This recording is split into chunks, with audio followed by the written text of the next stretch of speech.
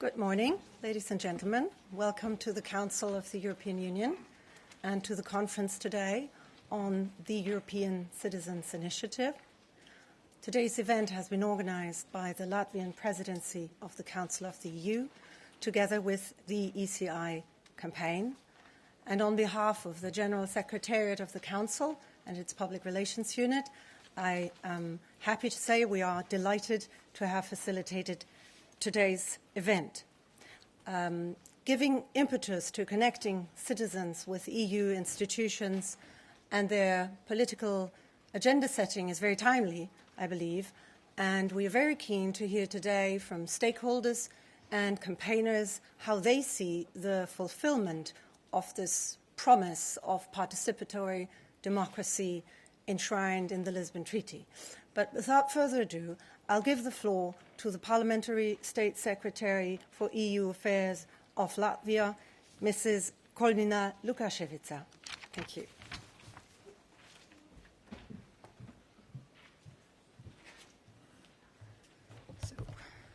Good morning to everybody and honorable guests, ladies and gentlemen.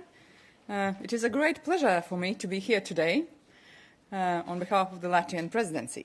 And today, the event, the European Citizens' Initiative and the promise of participatory democracy, is the first public event in the Council bringing together those from the institutions, stakeholders and the wider public, and specifically devoted to discussing the experience gains since the entry into force of the European Citizens' Initiative regulation.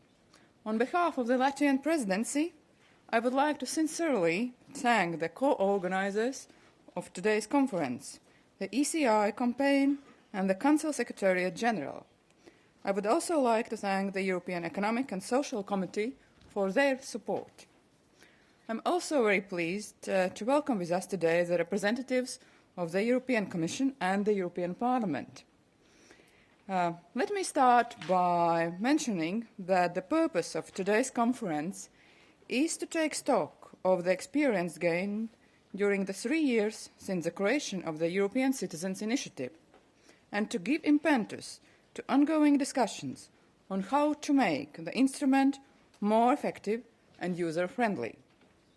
The ECI is the world's first tool for transnational, direct, participatory and digital democracy and should be maintained further as a very important EU agenda-setting instrument. Experience gained during the past 3 years has shown that the ECI is part and parcel of the European Union's democratic structures. It is a real force for mobilizing and inspiring public opinions. 6 million people have demonstrated this through their signatures. Indeed, I'm confident to say that all ECIs which have gone through the full life cycle have contributed to the visibility of specific issues or concerns raised by the citizens. Still none of the 3 initiatives, which secured the required 1 million signatures, have resulted in a legislative proposal. So this situation has provoked a valid question. Why so? We have recently been seeing the citizens' activity in using ECI scaling down dramatically, and we should do our utmost to live up to the promise given 3 years ago. Dear colleagues, the Commission's report on the application of the ECI regulation comes at the right time, and it contains a very realistic assessment of the situation. We are happy to see that both the civil society and the EU institutions have used the Commission's report to embark on a complex assessment of the situation. We have already heard a number of proposals on what could be done.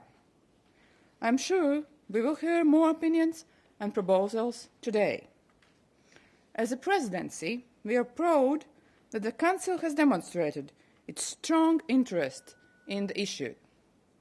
During the short time following the publication of the Commission's report on the 21st of March, we have already had several rounds of discussions, and we are keen to continue, as the very next discussion brings up new ideas.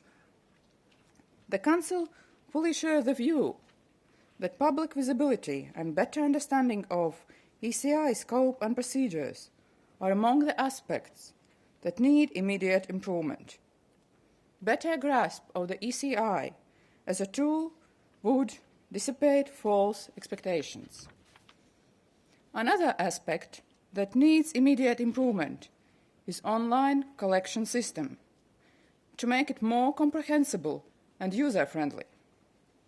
On this latter aspect, I will not hesitate to say that it is indeed possible to have both comprehensible and user-friendly online collection system, and my own country, Latvia, has one. I am glad that the representatives of our National Citizens Initiative, Mana Balss, will make a presentation later on today. There is quite some experience to share.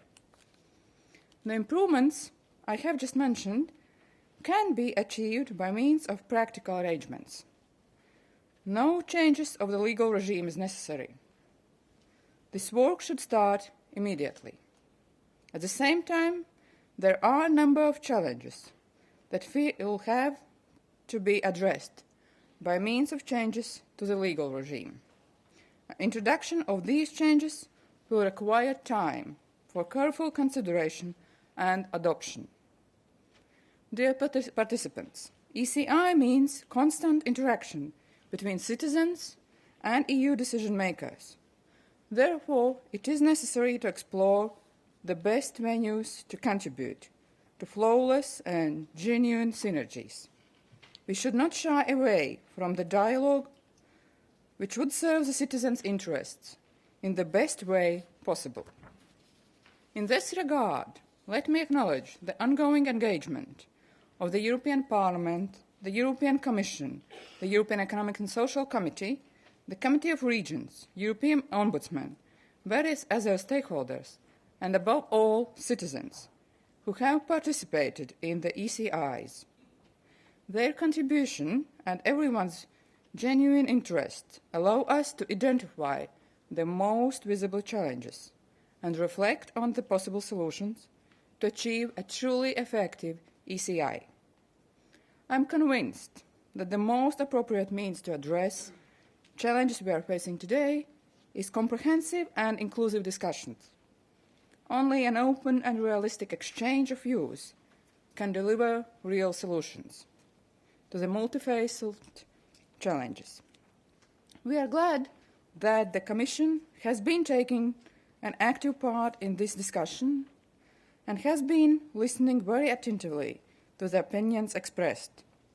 This gives us hope for the positive result.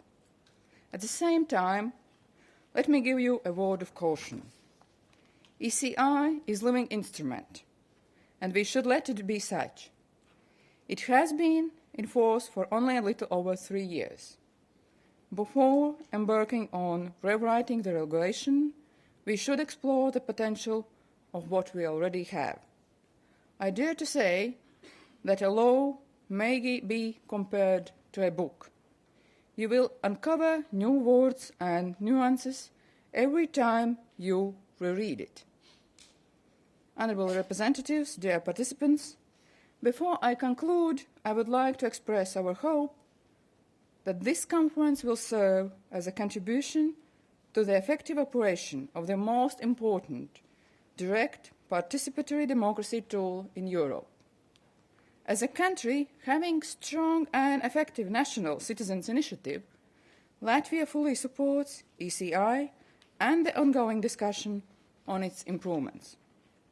More generally, we believe in the importance of making the European Union better, more democratic and more open to the voices of citizens. This is why engagement has been one of the values promoted by the Latvian presidency. From the very early stages of preparation of our presidency, we were making an effort to involve civil society as broadly as possible. During our presidency, we have welcomed participation of civil society representatives at numerous events. So social partners were involved in macroeconomic dialogue, tripartite social summit and informal employment, social policy, health and consumer affairs council. I would like to single out the NGO forum held in Riga in March as one of the biggest civil society events during our presidency. Therefore, I am glad that the ideas expressed in the forum roadmap in parallel with this distinguished conference today will also be discussed further at the Civil Society Day conference organized by the European Economic and Social Committee today. So to conclude, let me invite you to have trust in what you do. ECI should live. It should matter, gain weight and force. I truly believe that today's discussion will contribute to this aim. I wish you a very good conference and fruitful exchange of views. Thank you very much.